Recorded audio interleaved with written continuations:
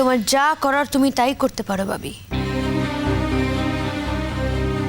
তুমি খুব ভালো করে জানো যে তোমার বড় মেয়ে ছোটবেলা থেকেই নির্ভীক। মেঘলার মতো ভয়ে জুজু হয়ে ইঁদুরের গর্তে গিয়ে বসে থাকে না।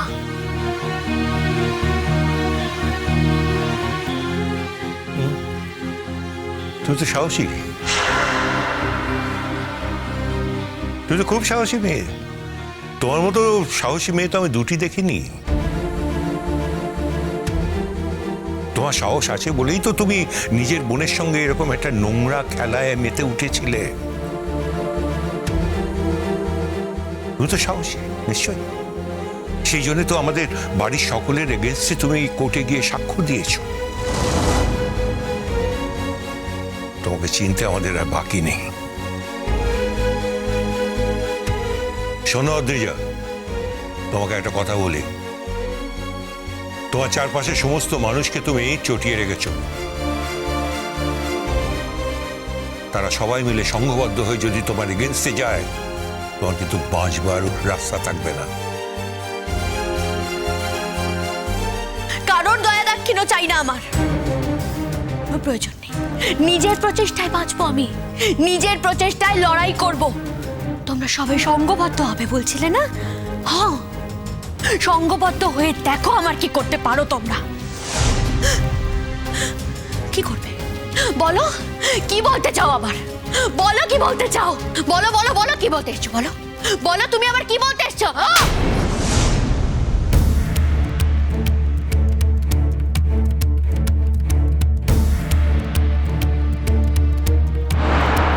খবরদার ভাবি,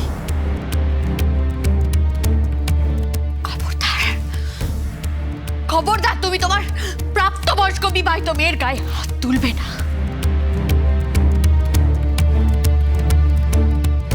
হাত তুলবে না তুমি। এর আগে অনেকবার অন্যায়ভাবে তুমি আমার গায়ে হাত তুলেছ, অনেক অপমান করেছো তুমি আমাকে।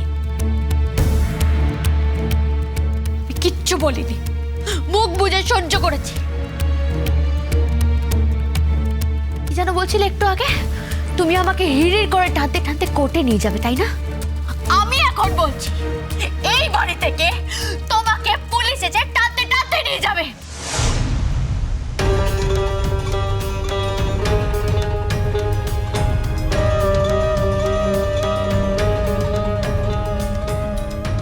দেখতে চাও তুমি সেটা? চাও তুমি দেখতে?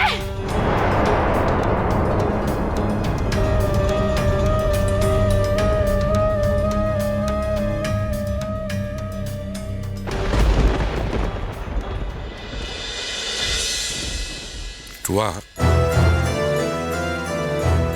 তুমি আর তোমার মণিমা যে কত বড় নোংরা খেলায় নেমেছো সেটা ভেবো না আমি জানি না। মনে আছে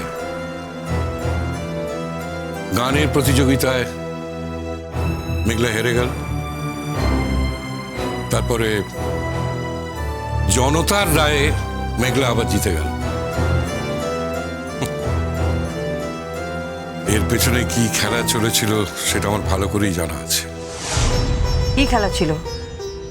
কি খেলা? চুপ করে থেকো না, বলো কি খেলা ছিল? সেটা তুমিও জানো, আমিও জানি। জোর করে আমাকে আর নতুন করে মুখ দিয়ে বলিও না প্লিজ। ওটা কোনো খেলা ছিল না জেঠুন। তুমি ভাবছো যে ওটা কোনো খেলা ছিল, কিন্তু বিচারকরা একদম ঠিক বিচার করেছিল। ওই অবিন বাবু, উনি সবাইকে উত্তেজিত করতে বাধ্য করেছিলেন। উনি আসলে শিল্পী মানুষ তো, তার জন্য ওনার কথা সবাই একদম লাফিয়ে উঠেছিল।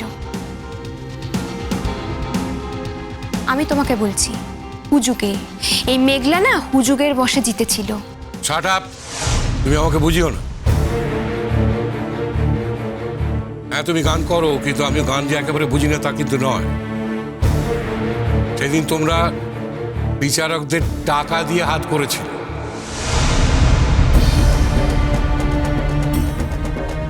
কি সাংঘাতিক কথাবার্তা! তুমি নিজের বাড়ির লোক সম্পর্কে এইরকম ধারণা পোষণ করো? তুমি এই ধরনের কথা বলছো? যা বলছি ঠিকই বলছি। তোমরা যা করছো সেটা আমার ধারণা নয়, আমার বিশ্বাস। টুয়া, দেখেছিস?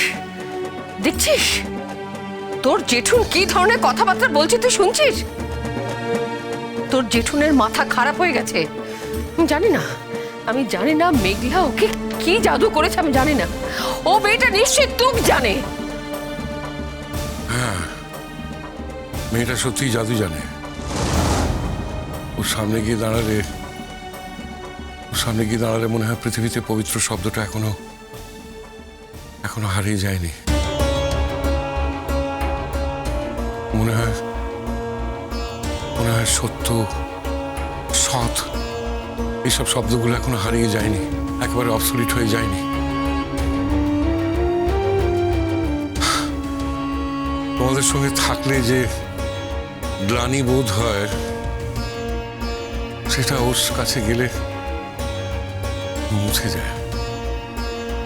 আর স্পষ্ট করে বলতে হবে, এখনো বুঝতে পারো না? জেঠুন, বলছি যেগুলো তুমি বললে সেগুলো শুধুমাত্র বাড়িতেই বলো, কারণ বাইরের লোক শুনলে খুবই হাসাহাসি করবে। না মা, কেউ হাসবে না। আমাকে দেখে কেউ হাসবে না, হাসবে তোমাদের দেখে। হাসছো? যারা বোঝার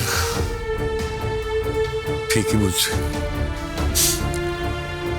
তবে আমি ভাবছি অন্য কথা, তোমার মণিমাকে সেটা বলেওছি। আমার জীবনের এতগুলো বছর একেবারে বরবাদ হয়ে গেল। তোমার মণিমাকে আমি ভালোবেসে বিয়ে করেছিলাম। তোমার মণিমা আমার সন্তান ধারণ করেছিল। তাকে আমরা দুজনে মিলে বড় করেছিলাম। এতদিন ধরে দুজনে মিলে সংসার করছি, বেকার বেকার, মিথ্যে, wastage of time, a big zero. বাহ, করো করো করো, যত পারো আমাকে অপমান করো করো, কিন্তু তুমিও আমার জেদ জানো। আমি কিন্তু আমার জেদ থেকে সরে আসিনি, তোমাদেরকে সরে আসতে আমি বাধ্য করেছি। হ্যাঁ, আর আমি আমার জেদ থেকে সরিনি বলেই আজ কোর্টের রায়টা এরকম হতে চলেছে। এখন তো অনুরাগ বাবাজিকে কাঁদতে হবে, ওর বাঁচার কোনো পথ নেই।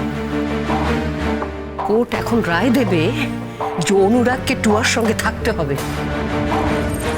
আর সত্যি সত্যি যদি এরকম রায় দেয়, তখন অনুরাগ কি করবে? ওকে তো কোর্টের কথা মানতে হবে, মানতেও বাধ্য।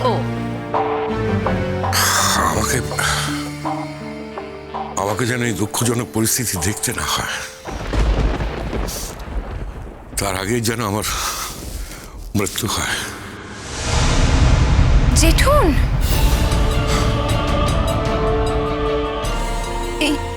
এই তুমি আমাকে ভালোবাসো?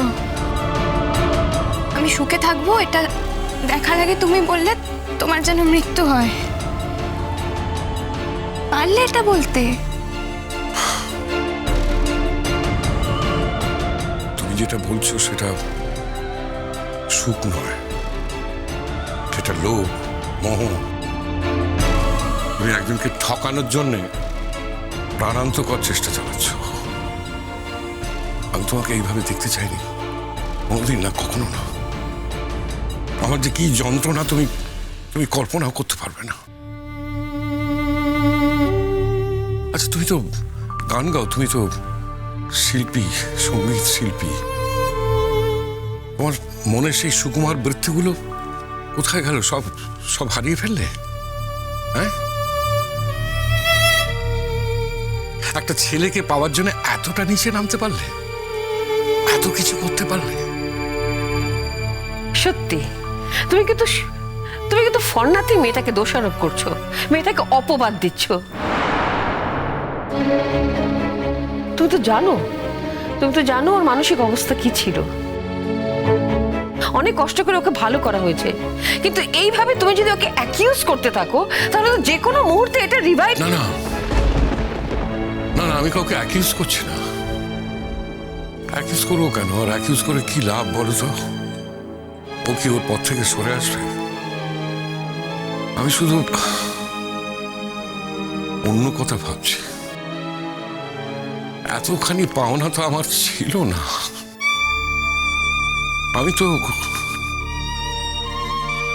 আমি তো তোকে কম ভালোবাসিনি, কম স্নেহ দিইনি। তাও ও আমাকে এতটা অবিশ্বাস ফিরিয়ে দিল। আমার মুখটা এইভাবে ডোবালো। আমার কি মনে হয় যে যখন পাড়া দিয়ে হেঁটে যাচ্ছি, পাড়ার লোকগুলো আমাকে দেখি বলছে, ওই লোকটা ওই যে মার মেয়ে চিটিংবাজ, ওই মাটার স্বামীটা যাচ্ছে।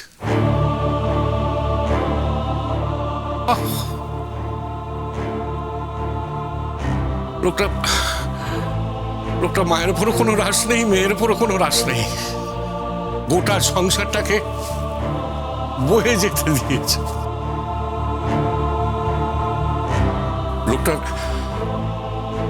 লোকটা রাত্রে চোখে ঘুম আসে, গলা দিয়ে খাবার নামে। হ্যাঁ, এরকম একটা অপদার্থ লোক, একটা ওয়ার্থলেস। তো মরে না কেন? লজ্জায় ঘেন্নায় লোকটা তো অনেক অনেক আগে চলে যাওয়া উচিত ছিল। নদী